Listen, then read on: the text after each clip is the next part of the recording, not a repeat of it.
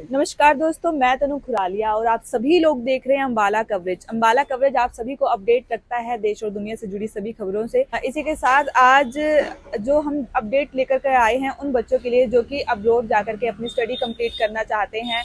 कुछ बच्चों के क्वेश्चंस थे, कुछ मिथ थे, उन सभी क्वेश्चंस के आंसर लेके आज मैं पहुंच चुकी हूँ हेलो वीज़ा में और हमारे साथ शुभम सर मौजूद हैं इस वक्त। और शुभम सर से जितने भी बच्चों के हमारे पास क्वेश्चंस आए थे वो क्वेश्चन हम इनसे पुट करेंगे और इन जितने भी अपडेट बच्चों को रील्स के माध्यम से, सोशल मीडिया के माध्यम से मिल रहे हैं, क्या उन अपडेट्स में कितनी सच्चाई है, ये सभी बातें आज हम शुभम जी से करेंगे। नमस्कार शुभम सर। नमस्कार मैम, कैसे हैं आप? बढ़िया। सर, सबसे पहला जो अपडेट है वो कनाडा से रिलेटेड है।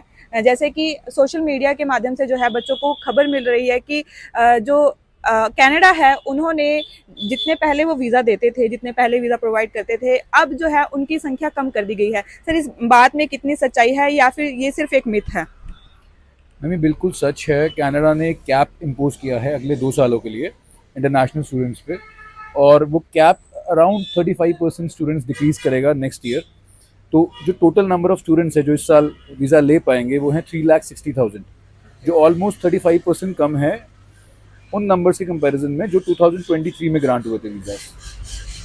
जैसा कि आपने सुना, शुभम सर ने बताया कि किस प्रकार जैसे पहले कनाडा वीज़ा प्रोवाइड करता था उनकी संख्या जो है कम कर दी गई है। 3,60,000 जो है वीज़ा जो है अब की बार कनाडा बच्चों को प्रोवाइड करेगा, जो कि पिछले सालों के मुकाबले या पिछले समय के मुकाबले 35% कम है। जी सर। और ये जो कैप है ये फेडरली इम्प्लोज नहीं किया जा रहा है, ये मेक श्योर किया जा रहा है कि जिन प्रोविंसेस में बहुत ज़्यादा स्टूडेंट्स हैं वहाँ कम वीज़ा ग्रांट किए जाएँ, तो उनको बेसिकली बहुत तरीके से एलोकेट किया जाएगा। इसीलिए स्टूडेंट्स को ये बोला गया है कि before submitting the visa application उनको एक अटेस्टेशन लेटर लेना है उस पर्टिकुलर प्रोविंस से। तो हर प्रोविंस में जब हम वीज़ा फाइल करेंगे तो एक अटेस्टेशन लेटर लेना पड़ेगा जिसमें ये बताया जाएगा वो प्रोविंस अलाउ करेगा बच्चे को आने के लिए, तभी बच्चा जा पाएगा। ठीक है, तो कैप को डिस्ट्रीब्यूट किया गया है सभी प्रोविंसेस में। ठीक है, जो नंबर है 3,60,000 उसको बराबर डिस्ट्रीब्यूट किया गया है। जो प्रोविंस जितने बच्चे अफोर्ड कर सकता है बुलाने उतने ही बुलाएगा, और वो प्रोविंस अपने कॉलेजेस में, अपने डीएलआईज में उन नंबर्स को डिस्ट्रीब्यूट करेगा। बेसिकली अगर जो सिंपल शब्दों में कहा जाए तो अब बच्चे अपने अकॉर्डिंग जो है प्रोविंस नहीं चूज कर सकते, अपने अकॉर्डिंग कोई स्टेट चूज कर सकते कनाडा का।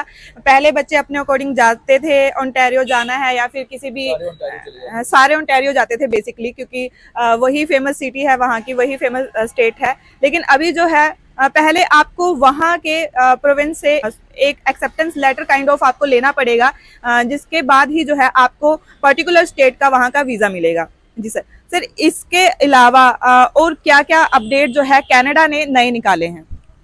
जो एक और बहुत इंपॉर्टेंट अपडेट है वो है कि जो पब्लिक प्राइवेट पार्टनरशिप्स थी कॉलेजेस की, एक करिकुलम लाइसेंसिंग एग्रीमेंट है जो कनाडा में एग्जिस्ट करता है, जहाँ पे एक पर्टिकुलर पब्लिक कॉलेज किसी प्राइवेट कॉलेज के कैंपस पे जाके अपना करिकुलम पढ़ा सकता है। फॉर एग्जांपल अगर हम बात करें, सेंट लॉरेंस कॉलेज एक पब्लिक कॉलेज है और वो अल्फा कॉलेज के कैंपस पे जाके पढ़ाता था। ऐसे ही कैम्ब्रियन एट हैंसन है, ऐसे ही लैम्पटन कॉलेज है जो सेस्टर कॉलेज में पढ़ाता था, जिसको हम लैम्पटन कॉलेज का टोरंटो कैंपस भी बोलते हैं। जो बच्चा इन कॉलेजेस में सितंबर 1, 2024 के बाद क्लासेस स्टार्ट कर रहा है वो एलिजिबल नहीं है पोस्ट ग्रेजुएशन वर्क परमिट के लिए। ठीक है, तो जब आपको पोस्ट ग्रेजुएशन वर्क परमिट अगर चाहिए तो आपको मेक श्योर करना है कि आपका कैंपस पब्लिक कॉलेज का ही कैंपस हो, आप पब्लिक कॉलेज का करिकुलम किसी प्राइवेट कॉलेज में ना पढ़ रहे हों। फिर से मैं शुभम जी की इस बात को सिंप्लीफाई करके बताना चाहती हूँ उन बच्चों के लिए जो कि फर्दर एजुकेशन के लिए कनाडा जा रहे हैं। वो मेक श्योर कर लें कि वो जिस भी कॉलेज के लिए अप्लाई कर रहे हैं वो कोई प्राइवेट कॉलेज ना हो या फिर इस तरीके से ना हो कि कोई पब्लिक कॉलेज के करिकुलम को जो है प्राइवेट कॉलेज में पढ़ाया जाए, क्योंकि इस प्रकार अगर जो आप उस कॉलेज में एडमिशन लेंगे तो कहीं ना कहीं आपके पीएसडब्ल्यू में आपको दिक्कत होगी, आपको पोस्ट स्टडी वर्क परमिट जो है वहां पर अलाउ नहीं किया जाएगा। सर, इसी के साथ एक जीआईसी का मुद्दा जो है बहुत ज्यादा उठा है बच्चों में, और कनाडा ने नया अपडेट निकाला था कि जीआईसी जो है डबल कर दी गई है। सर, कितनी अभी जीआईसी कर दी गई है? मैम, जीआईसी डबल कर दी गई थी अभी कुछ टाइम पहले। जो न्यू अमाउंट है वो पहले जो अमाउंट था वो $10,000 था, अभी जो नया अमाउंट है वो $20,635 कनेडियन डॉलर्स हो गया है। और इसका इंस्टॉलमेंट प्लान भी चेंज कर दिया गया है। अराउंड $6,200 हमें फर्स्ट मंथ में मिल जाते हैं, एंड बाकी जो 11 मंथली इंस्टॉलमेंट्स हैं वो $1,313 कनेडियन डॉलर्स पर मंथ आपको अगली 11 इंस्टॉलमेंट्स में पूरे साल में वापस मिल जाती हैं। तो ये एक अपडेट है। इसके अलावा एक और अपडेट आया है जो पहले नहीं होता था। पहले कनाडा में आप कोई भी कैटेगरी का प्रोग्राम स्टडी करने जाएं, आपको आपके स्पाउस को वर्क परमिट मिल सकता था। हम एक प्रॉपर एक्सप्लेनेशन के साथ अगर फाइल डाल रहे हैं तो स्पाउस वीज़ा मिल जाता था, किसी भी कैटेगरी का स्टूडेंट हो। यूजुअली हम यूजी प्रोग्राम्स के लिए स्पाउस वीज़ा नहीं फाइल करते थे पार्टनर्स का।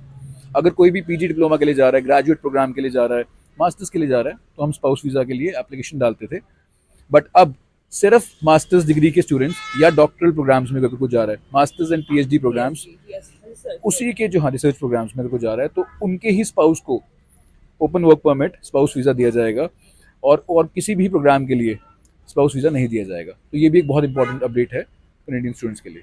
जी हाँ, जो स्टूडेंट अपने स्पाउस के साथ जो है फाइलिंग करते हैं, अपने स्पाउस के साथ जाना चाहते थे या जाना चाहते हैं, उनके लिए एक नया अपडेट है। अगर जो वो पीएचडी के लिए जा रहे हैं या फिर मास्टर्स कोर्स के लिए जा रहे हैं, तभी वो जो है कनाडा में स्पाउस वीज़ा के लिए अप्लाई कर सकते हैं, अपने स्पाउस के साथ जा सकते हैं। अदरवाइज उनको जो है यूजी कोर्स के लिए या फिर किसी यूजी डिप्लोमा के लिए जो है, अगर बेसिकली पीजी डिप्लोमा के लिए भी अगर जो बच्चा जा रहा है तो भी वो अपने स्पाउस के साथ जो है अप्लाई नहीं कर सकता। इसी के साथ शुभम सर से जानेंगे कि हेलो वीज़ा बच्चों के लिए या फिर जो भी अब्रॉड जाना चाहते हैं उनके लिए क्या क्या सर्विसेज जो है प्रोवाइड करता है। मैम, हम लोग बेसिकली आईएलटीएस एंड पीटी की कोचिंग तो प्रोवाइड करते ही है। स्टडी वीज़ाज़ भी हम लोग बहुत सालों से बच्चों के प्रोसेस कर रहे हैं। बट हमने रिसेंटली अभी LMIAs के बेस पे वर्क परमिट्स कनाडा के स्टार्ट किए हैं एंड हमें ऑलमोस्ट 6 मंथ्स हो गए हैं वो करते हुए। इट्स बीन ग्रेट, हमारा बहुत अच्छा सक्सेस रेट रहा है। ठीक है, तो अभी बिकॉज GIC डबल हो गई है तो इट्स वेरी इंपॉर्टेंट कि बच्चा अपनी जो चॉइसेस है उसको रिकन्सिडर करे। जो बच्चा इंडिया में बैचलर्स कर चुका है उसको ज़रूरत नहीं है पढ़ने जाने के लिए। वो वैसे ही अगर वहाँ जाके काम करना स्टार्ट करता है, he will be eligible for PR very soon. तो जितने पैसे खर्च के अगर 23-24 लाख दे के उसको स्टडी पे जाना है तो इट्स वेरी एक्सपेंसिव। तो आई वुड प्रेफर कि वो बच्चा, हम प्रेफर कर रहे हैं कि वो बच्चा LMIA लेके इतने ही ऑलमोस्ट बजट में वर्क परमिट पे जाए कनाडा। ठीक है, तो that is one thing. We have LMIAs available for almost all the provinces in Canada और and almost all the job categories as well. हम बहुत सारे इमिग्रेशन लॉयर्स के साथ काम करते हैं कनाडा में, तो हमारे पास बहुत सारे LMIAs अवेलेबल हैं। सेकेंडली हम लोग PRs भी प्रोसेस करते हैं। प्रोविंशियल नॉमिनेशन प्रोग्राम्स हो गए कनाडा में। ऑस्ट्रेलिया में जो कैटेगरीज हैं, वीज़ा सब क्लास हो गई 190, 491, इन दोनों कैटेगरीज के लिए PRs भी प्रोसेस करते हैं। तो पर यह है कि ऑस्ट्रेलिया में PR लेना इतना आसान नहीं है। तो समबडी थिंक्स कि हाँ उसका जो वर्क प्रोफाइल है वो प्रॉपरली सैलरीड है, अकाउंट्स में सैलरीज आई हैं, तो वो हमारे साथ कंसल्ट कर सकते हैं। अच्छी प्रोफाइल जिनकी बेसिकली। तो हेलो वीज़ा में बेसिकली IELTS-PT से लेकर के आपके PR तक का जो है यहाँ पर आपको सर्विसेज प्रोवाइड करी जाती हैं। इसी प्रकार अगर जो अन्य अपडेट आपको इमिग्रेशन फील्ड से रिलेटेड चाहिए तो आप ज़रूर हमारा चैनल जो है फॉलो कर लीजिए और करिए अम्बाला कवरेज। धन्यवाद।